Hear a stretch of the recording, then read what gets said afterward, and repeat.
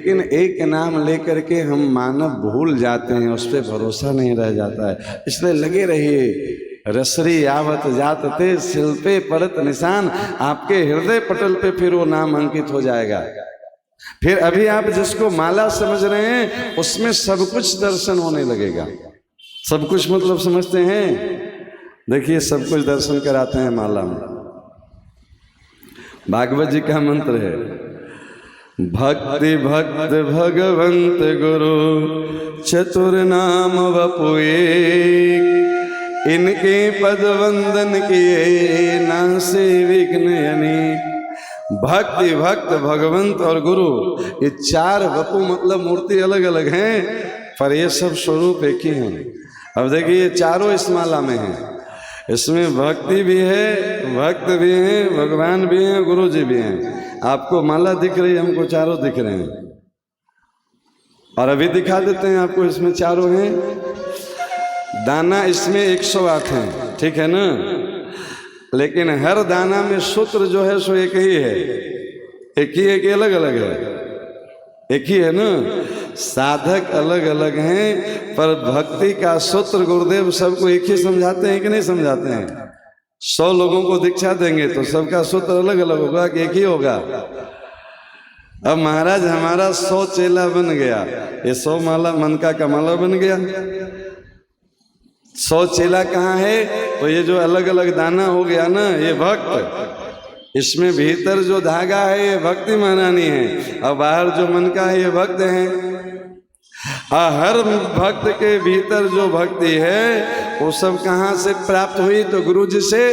तो देख लीजिए, इधर वाला भी धागा और इधर वाला भी धागा, ये गुरु जी, इनका उल्लंघन नहीं करना है। सुमेरु कहते हैं सबसे ऊपर, यहाँ से जपते जपते आइए यहाँ वापस, इनका उल्लंघन नहीं। मंत्र मूलम गुरु वाक्यम, ये जो कह दें माँ तो पिता गुरु प्रभु की वाणी विनय विचार के सो जाने, तो ये जो मुख्य मन का है ना, ये गुरु जी हैं। अब ये ऊपर इतना बढ़िया बढ़िया फूदना क्यों लगाया गया इसमें? महाराज धागा एक ही है, तो उसी को गांठ दे देते तो क्या निकल जाती? तो ये रंग बिरंगे फूदना क्या है? ये ब्रह्म है, परमात्मा है। कोई इसी ब्रह्म को राम के रूप में पूज रहा है, कोई कृष्ण के रूप में पूज रहा है, कोई शिव के रूप में पूज रहा है, कोई देवी के रूप में पूज रहा है। अनेक रूप रूपाए विष्णवे प्रभु विष्णवे। और ये हर भगवान का मंत्र देने वाले गुरु जी हैं। हर भक्त में यही भक्ति पिरोएंगे। आपको इस बात तरह से समझ में आ जाए या इस तरह से समझ में आ जाए, समझना बस यही है। अभी आप नर्सरी वाली कक्षा में रहेंगे तो आपको माला दिखेगा। अब बहुत लोगों का ये शिकायत होता है कि महाराज माला करने बैठते हैं तो मन नहीं लगता है। ऐसा होता है ना? बहुत लोग पूछते रहते हैं, कोई उपाय बताइए, बता देते हैं उपाय। ऐसा मन लगेगा कि मन हटेगा नहीं।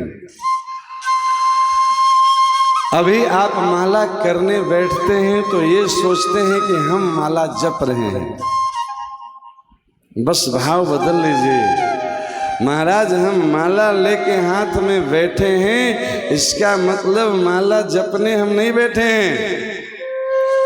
कहीं कुंज निकुंज में, निवृत्त निकुंज में बैठ करके हमारे प्रिया प्रीतम हमको याद कर रहे हैं, तब हम उनको याद करने बैठे हैं प्यारे।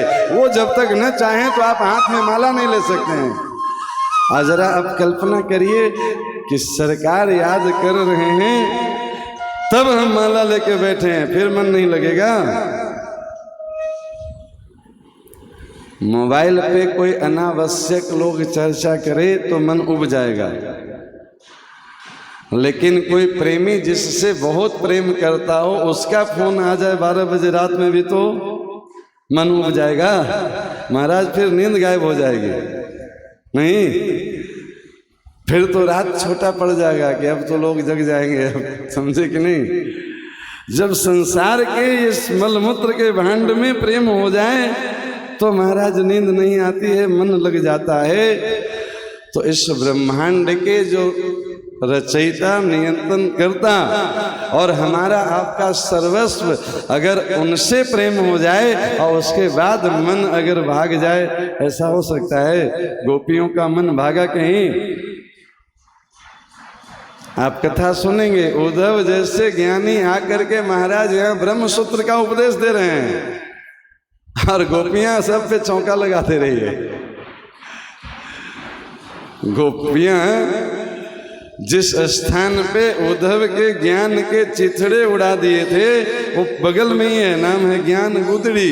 उद्धव का ज्ञान गुदड़ी मतलब चिथड़े चिथड़े हो गए थे। उनकी ज्ञान की नहीं चली तो हमारी ज्ञान की क्या चलेगी। यहाँ ज्ञान और भक्ति से ऊपर आकर के शरणागति, ये गोपियों का ही भाव है। गोपी शरणागति की आचार्य है।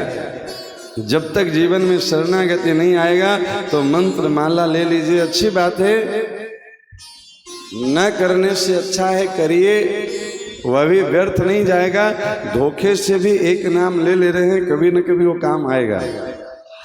लेकिन अगर कल्याण का मार्ग पे चलना है प्यारे, माला करने बैठिए, भजन करने बैठिए, कथा में बैठिए, तीर्थ में बैठिए, मंदिर में जाइए। ये मत समझिए कि हम जा रहे हैं, ये समझिए कि हमारे सरकार हमको याद कर रहे हैं, तब हमें वहां जाने का अवसर मिल रहा है। फिर देखिए आनंद आएगा, अब फिर मजा लेके आपका मन वहां से हट जाएगा।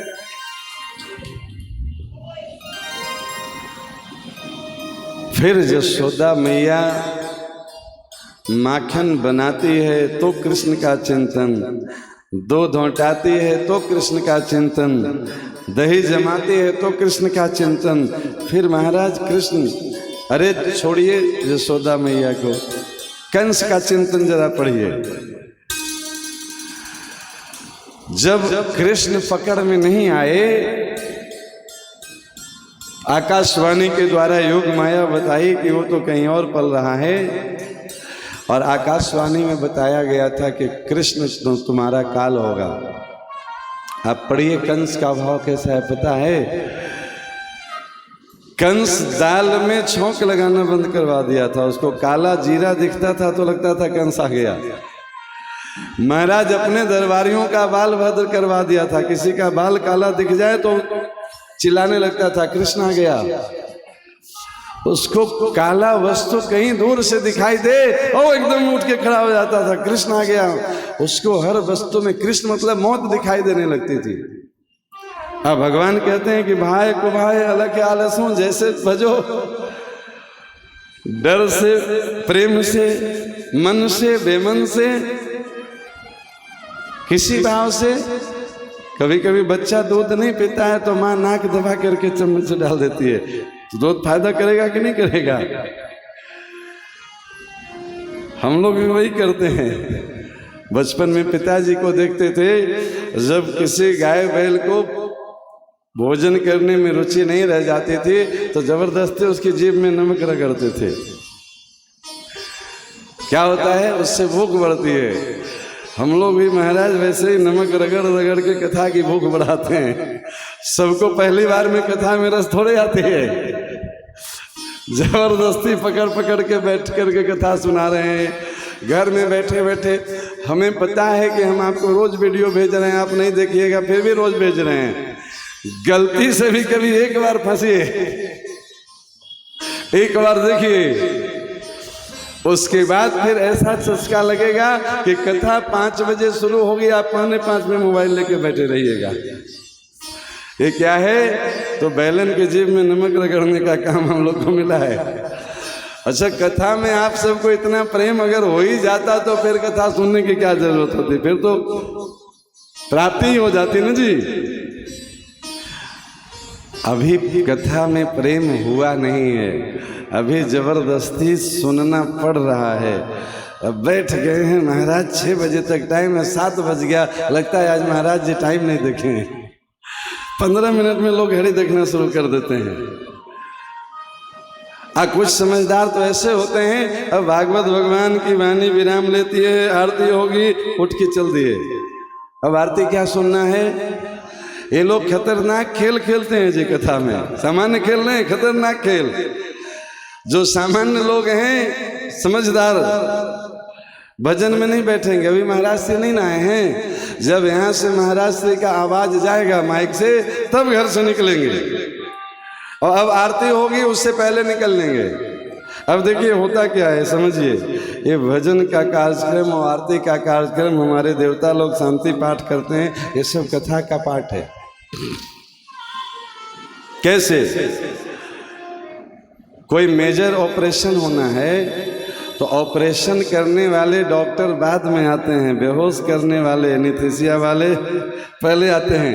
ये सब बेहोशी वाले हैं। ये सब बढ़िया बढ़िया भजन सुना सुना करके आपके मन को बेहोश करते हैं। अभी आप होश में होंगे तो कथा नहीं समझ में आएगी, होश में होंगे तो दुकान में मन लगा रहेगा, होश में होंगे तो महाराज नाती पोते में मन लगा रहेगा। आप भजन सुन सुन करके, अभी आप सुने, आते ही भजन सुनाए, क्यों? मोर मुकुट तेरे माथे हाथों में बसुरिया, ये सब बेहोश करने का उपकरण लेके बैठे हैं लोग, एनेस्थीसिया वाले। जब तक पेशेंट होश में है, महाराज वो छोड़ा कैंची चलाने, देखा?